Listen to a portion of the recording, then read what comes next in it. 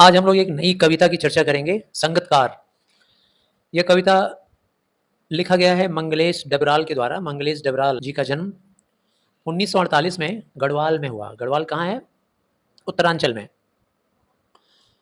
और ये जो कविता है संगतकार, इस कविता में उन्होंने ये बताना चाहा है कि गायन में मुख्य गायक का साथ देने वाला जो होता है संगतकार, संगतकार मतलब संगति देने वाला, साथ देने वाला, उसकी क्या भूमिका होती है। गायक के साथ वो पूरा बराबर का योगदान देता है और बहुत ही महत्वपूर्ण योगदान देता है। जैसे नाटक, फिल्म, संगीत, नृत्य के बारे में तो यह सही है ही। हम समाज और इतिहास में भी ऐसे अनेक प्रसंगों को देख सकते हैं जहां नायक की सफलता में अनेक लोगों ने महत्वपूर्ण भूमिका निभाई है ना। ये जो संगीतकार है, ये उन लोगों के लिए कहा गया है जो साथ देते हैं। चाहे नाटक कोई परफॉर्म किया जा रहा हो स्टेज पर, तो वहाँ भी देखते होंगे कि जो मेन कैरेक्टर होता है उसको सपोर्ट करने वाले बहुत सारे कैरेक्टर होते हैं। जैसे आप लोगों ने बड़ा सुंदर सा एग्जाम्पल है, वो एक तो गाना नहीं है 90s के दशक का है, तो कुछ लड़कियां होती हैं जो गाने को रिपीट कर रही हैं, आइए आपका इंतज़ार था, ऐसा बोल रही हैं 8-10 लड़कियां। उसके बाद तब कुमार शानू और अलका याग्निक गाना शुरू कर रहे हैं, तो कुमार शानू और अलका याग्निक मुख्य गायक हो गए, और वो जो आइए आपका इंतज़ार था बोल रही हैं बीच बीच में एक साथ 10-20 लड़कियां, वो संगतकार हैं। ऐसे ही कहीं म्यूज़िक परफॉर्मेंस हो रहा होता है, तो म्यूज़िक परफॉर्मेंस में एक गायक बैठा रहता है जिसके सामने माइक लगी रहती है, आसपास में लोग तालियां पीटने वाले, कव्वाली हो रही होती है, और तालियां पीट पीट करके उस गायक की बोली को, मतलब उसके गाने के बोल को लोग रिपीट करते हैं, तो वो लोग भी संगतकार हुए। तो उन सब के इम्पोर्टेंस को यहाँ दिखाया गया है। उन सभी संगतकार का अपना अपना महत्व होता है, और उनका सामने न आना, और मान लीजिए अगर वो संगतकार मुख्य गायक या मुख्य कलाकार के सामने आकर उससे बढ़कर परफॉर्म अगर नहीं कर रहा है, तो इसका मतलब ये नहीं है कि उसको आता नहीं है। उसको भी आता है, उसके पास भी वो विद्या है, लेकिन उसके अंदर ये मानवीयता है, उसकी ये कमजोरी नहीं है, उसकी मानवता है ये कि वो मुख्य कलाकार के से बढ़कर अपने आप को साबित नहीं करना चाहता है, पीछे पीछे ही रहता है। मुख्य गायक के चट्टान जैसे भारी स्वर का साथ देती वह आवाज सुंदर, कमजोर, कांपती हुई थी। वह मुख्य गायक का छोटा भाई है, या उसका शिष्य, या पैदल चलकर सीखने आने वाला दूर का कोई रिश्तेदार। आइए पहले इतना हम लोग पढ़ लें, ये 5 लाइन। मुख्य गायक, जैसे कि मैंने बताया, मान लीजिए कोई कव्वाली हो रही है, कोई गाने वाला परफॉर्मेंस हो रहा है जहाँ पर गायक जो है वो अपना परफॉर्मेंस दे रहा है।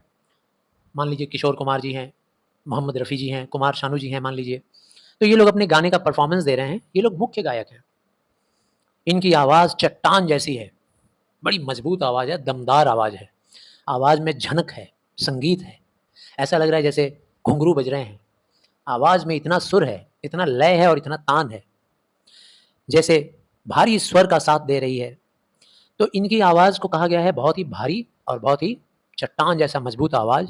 अब इनकी आवाज़ इनके स्वर के साथ देती हुई एक और आवाज़ होती है, और वो आवाज़ किसकी होती है? संगतकार की, जो उस गायक के साथ सपोर्टिंग गायक है, उसकी आवाज़ भी होती है।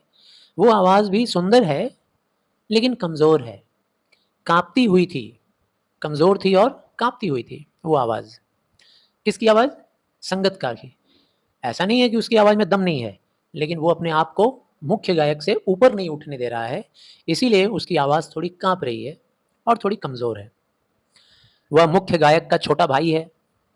वो जो संगीतकार है, उसके बारे में कवि ऐसा कल्पना कर रहे हैं, इस तरह का आशा कर रहे हैं कि हो सकता है वो मुख्य गायक का कौन है?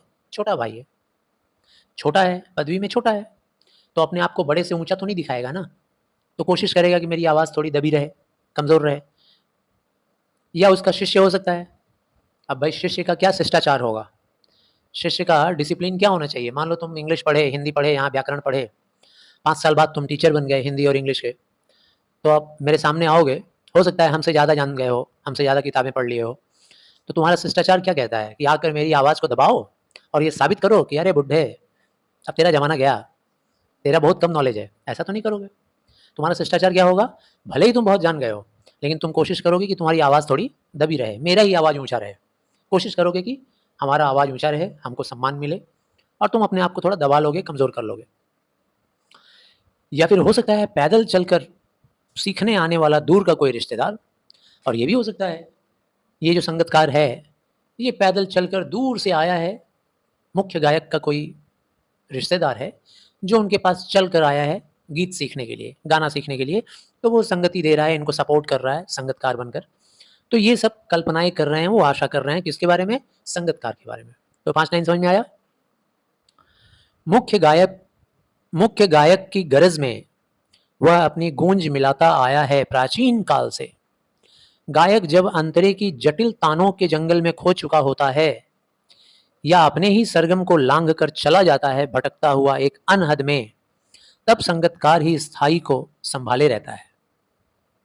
देखिए, ये जो कविता है ये मुक्तक छंद में लिखा हुआ है, यानी कि इसमें कोई छंद नहीं है।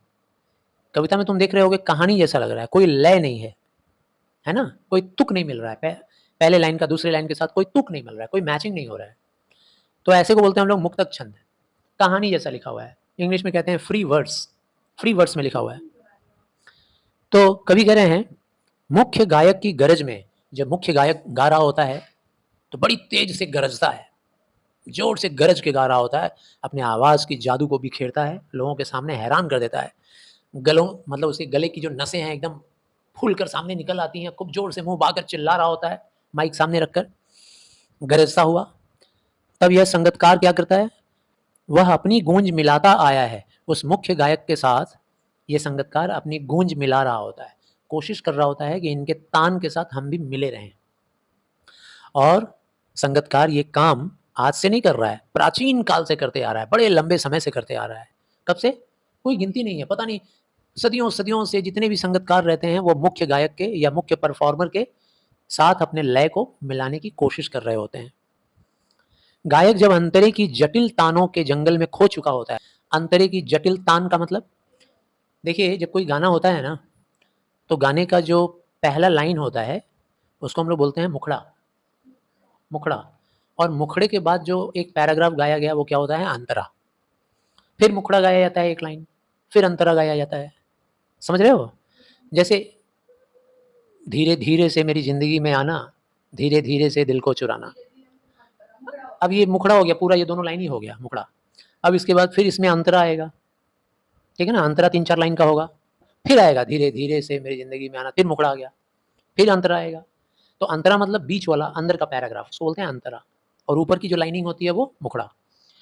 तो कवि कह रहे हैं कि जब मुख्य गायक अपने अंतरे को गाते हुए जटिल तानों के जंगल में खो चुका होता है, जटिल तान मतलब खूब ही कॉम्प्लेक्स लेवल का रिदम, लय, तान, सुर में खो जाता है। क्या खतरनाक सुर निकालता है माइक लेकर के, एकदम मुंह बाके चिल्लाते हुए खूब लंबा ऊंचा सुर निकालता है, एकदम गहराई में चला जाता है, जटिल से जटिल सुर और तान के अंदर उसी के जंगल में गुम हो जाता है। जंगल बोलने का मतलब भाई संगीत एक रहस्यमय बंडल है, संगीत का कोई अंत नहीं है, कहाँ से शुरू है और कहाँ अंत है। जो सरगम होता है ना, सा रे गा मा पा धा नी, है ना, इसी के अंदर में लाखों लाखों सुर निकल सकते हैं और निकले हैं। अब उस अंतरे में वो कहाँ खो गया, कहाँ चला गया, तो उस टाइम में क्या होता है? अपने ही सरगम को लांघ कर चला जाता है। अपने ही सरगम मतलब जिस टोन में वो गा रहा था, जिस पिच में गा रहा था अपने सरगम में। जब हारमोनियम में कोई सीखता है गाना बजाना, तो गाने का सुर जब निकलता है हारमोनियम में, तो एक अलग अलग उन लोगों का पिच होता है। कोई हाई पिच में सुर को निकालता है, कोई लो पिच में निकालता है। तो मान लो मुख्य गायक जो है लो पिच से गाना शुरू किया था, ठीक है ना, अब लो पिच का गाना, आशा छिलो, खूब धीरे धीरे गा रहा है, अब ये एकदम लो पिच का गाना है, भालोबाशा छिलो, खूब स्लो है। अचानक गाते गाते चला गया गला फाड़ के एकदम चिल्लाते हुए, वो हाई लेवल पे चला गया। तब क्या करता है संगीतकार उसको याद दिलाता है उसका ओरिजिनल पिच, बीच बीच में उसका ओरिजिनल पिच को धीरे धीरे गा के सुनाते रहता है कि याद रखना ये है ओरिजिनल पिच, कहीं खो मत जाना ऊंचे लेवल पे जाके। तो उसके सक्सेस का सपोर्ट कौन कर रहा है? संगीतकार, है ना। शुरुआत किया वो मुख्य गायक एकदम स्लो लेवल से, और गाते गाते चला गया हाई में, अब वो भूल गया होगा कि हम कौन से लेवल में स्टार्ट किए थे। तो संगीतकार क्या करता है? उसको याद दिलाता है। कैसे याद दिलाता है? तो गायक अब अंतरे की जटिल तानों के जंगल में खो चुका होता है या अपने ही सरगम को लांघ कर चला जाता है। ये लाइन समझ में आया है ना? अपने ही सरगम को लांघ कर चला जाता है कहाँ चला जाता है? भटकता हुआ एक अनहद में। कहाँ चला जाता है? भटकते हुए लिमिटलेस जगह पे चला जाता है, जहां कोई लिमिट नहीं है, हद नहीं है, हद को पार कर जाता है, अपनी ही हदों को पार कर जाता है। कौन? मुख्य गायक। तब संगतकार की स्थाई को संभाले रखता है। तब संगतकार ही है जो उसके स्थाई सुर को संभाल के रखता है। संगतकार उस स्टार्टिंग किया हुआ जो लेवल था ना पिच का, सुर का जो पिच था, उसी पे मेंटेन करके रख रहा होता है और बीच में एक लाइन गा के उसको याद दिला देता है। ठीक है, वो खूब चिल्ला रहा है माइक लेकर, तभी फिर कव्वाली गाते गाते बीच में खूब स्लो लेवल में एक बार गा देगा। कौन? संगतकार। और जैसे ही संगतकार को उस लेवल में गाते हुए सुनेगा, फिर वो उस लेवल पे चला आएगा, तभी तो सक्सेस होगा ना। नहीं तो स्टार्टिंग किया ए लेवल से, चला गया डी लेवल में, और उसके बाद फिर उसको भूल गया कि कौन से लेवल में गए थे, तो हो सकता है वो आ जाए बी लेवल में, हो सकता है सी लेवल में आ जाए, तो भी उसका सुर बिगड़ जाएगा। तो संगतकार क्या करता है? ए लेवल में गाना गा के उसको याद दिला देता है, फिर तब वो डी लेवल से उतर के कहाँ आ जाता है? ए पर। और तब उसका सफलता सारी दुनिया महसूस करती है, तालियां पीटती है। उसके पीछे वजह कौन है? संगतकार। जैसे समेटता हुआ मुख्य गायक का पीछे छूटा हुआ सामान। अब उसकी तुलना की गई है, बड़ा खूबसूरत तुलना है। देखिए, कह रहे हैं कवि कि ये जो काम है ना संगतकार का, स्थाई सुर याद दिलाने वाला काम, जो मैंने तुमको ABCD लेवल बोल के समझाया, ये जो संगतकार का काम होता है, स्थाई को संभाले रखने वाला काम, ऐसा लगता है जैसे मुख्य गायक का वो कोई नौकर वोकर है।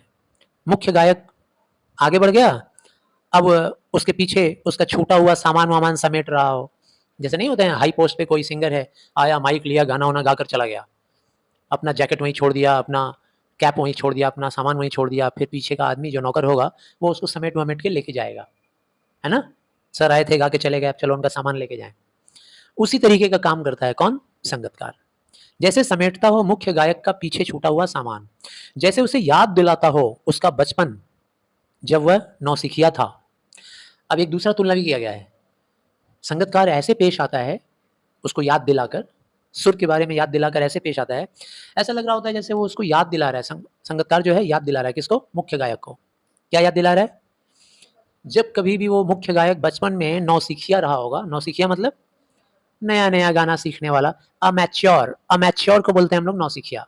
नोविस इंग्लिश में वर्ड है, NOVIC, नोविस, नौसिखिया, नया नया सीख रहा था जब म्यूजिक।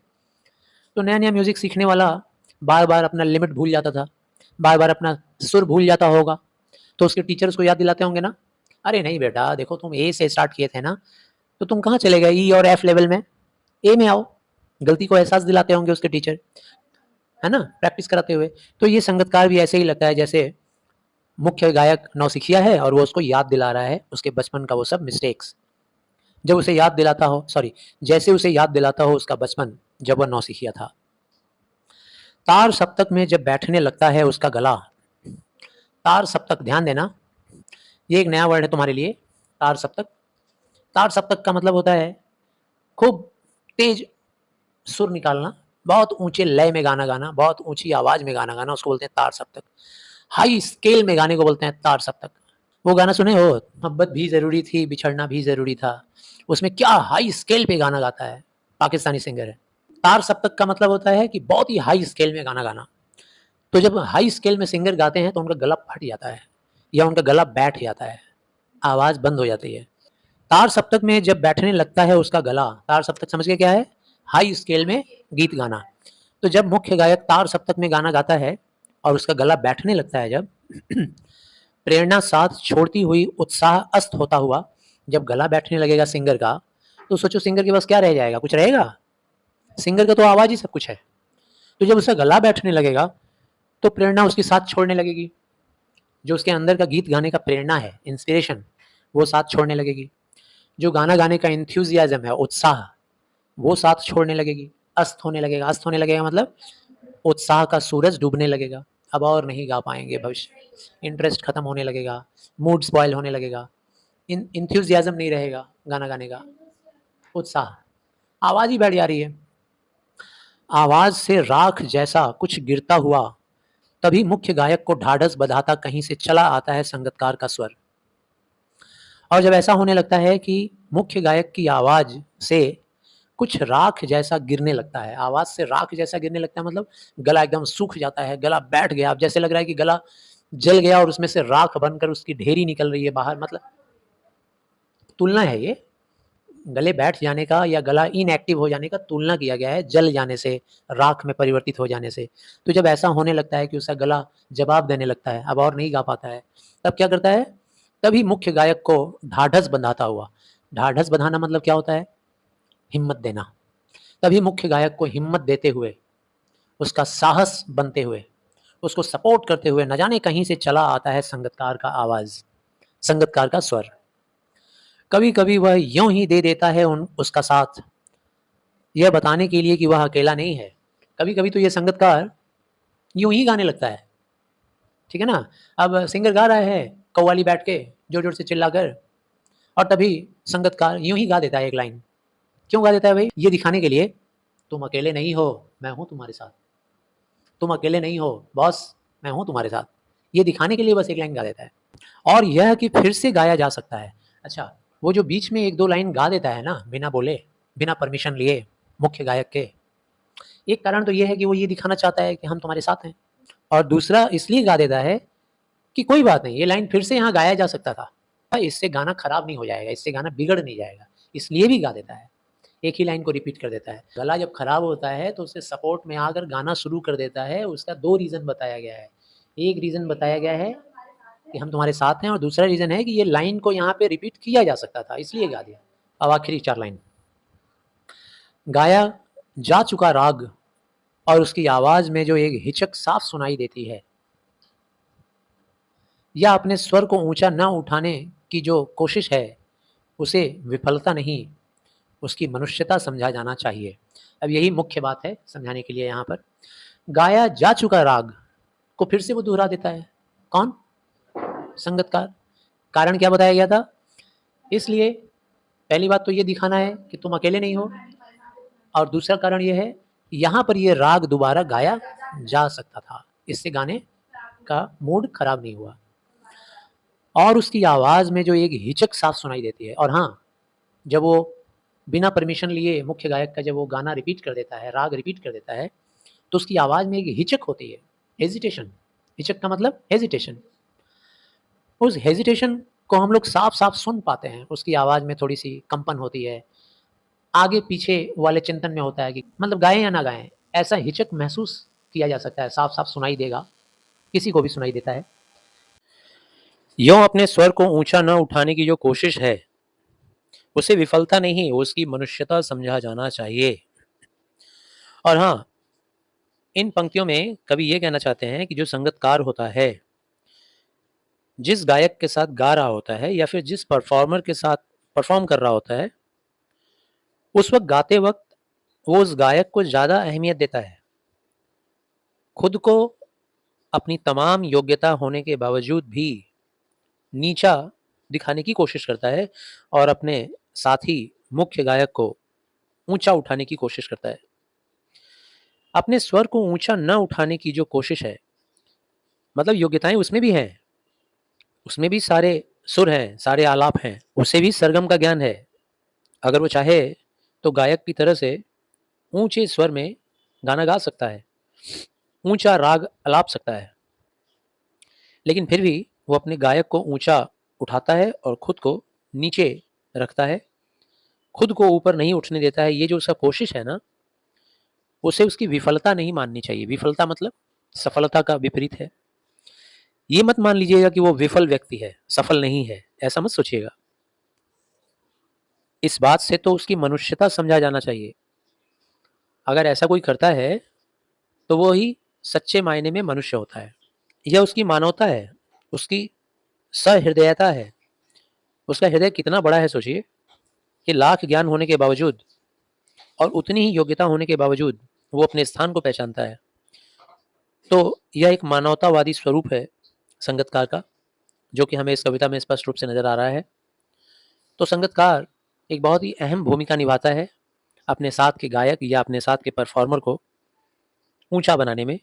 मुख्य कलाकार को या मुख्य गायक को जो प्रतिष्ठा या सम्मान कूट कूट कर समाज से मिलता है, उस प्रतिष्ठा या सम्मान को दिलाने में संगीतकार की अहम भूमिका होती है। यहीं पर ये कविता समाप्त होती है। धन्यवाद।